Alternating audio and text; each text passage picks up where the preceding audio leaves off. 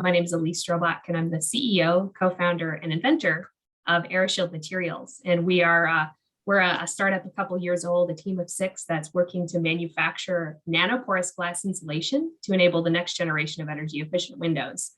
And it's pretty exciting because we actually just made, in the past couple of months, our first 14-inch by 20-inch window, which is a big deal because that's the industry standard test size. But today in particular is bringing me back to, this research itself was started out of my PhD work at MIT. And so in 2019, even before we decided to found the company or were sure that this was really an idea worth pursuing, that was when we looked at joining the Cleantech Open. And in particular, that was just such an important transition for us to be ready to get out of the lab. Not only did it set us up on kind of a sequence of building blocks, I mean, definitely coming as the person in the basement working on the technology, now transitioning into kind of, building the team and fundraising. That was a very slow, very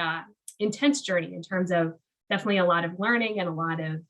mistakes, right? A lot of things that we tried and a lot of getting out of the building, joining programs like I-Corps, being a part of now, just finishing up our Activate Fellowship, which is, again, another one on the sequence of, really transitioning from seeing this innovation to building a team that can drive the impact with it.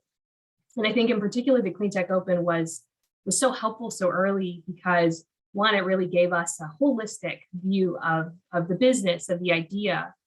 also of all those pieces around the execution, things like starting to build the network in the clean tech space in the Northeast for us particularly. I remember we connected with people through the Cleantech Open in 2019 who we're just reaching back out to now to get help, to get perspective, to come back and test assumptions that it's taken us time to really understand. And I think, an earlier speaker made a comment about, really using this program as a way to test your ideas, to really get in and say, these are my assumptions, and it's really scary to put those things out there, especially when I think, there's such an opportunity in the clean tech space to be so motivated, to be so invested in the solution that it can sometimes then be scary to kind of show it all out there and say, will this really work? But I think us having had that opportunity through the Cleantech Open, there's so many perspectives on our business, not just the technology, which was our default and really easy for us, but so thinking about the financials, thinking about how we were going to build the team, how are we actually, where are we going to put the company, who is going to be important to helping us, all of those perspectives that we were maybe aware that we didn't know yet, but even some perspectives that weren't even aware we didn't know. All of those things really helped us during the Cleantech Open. And I think, really when we look at historically,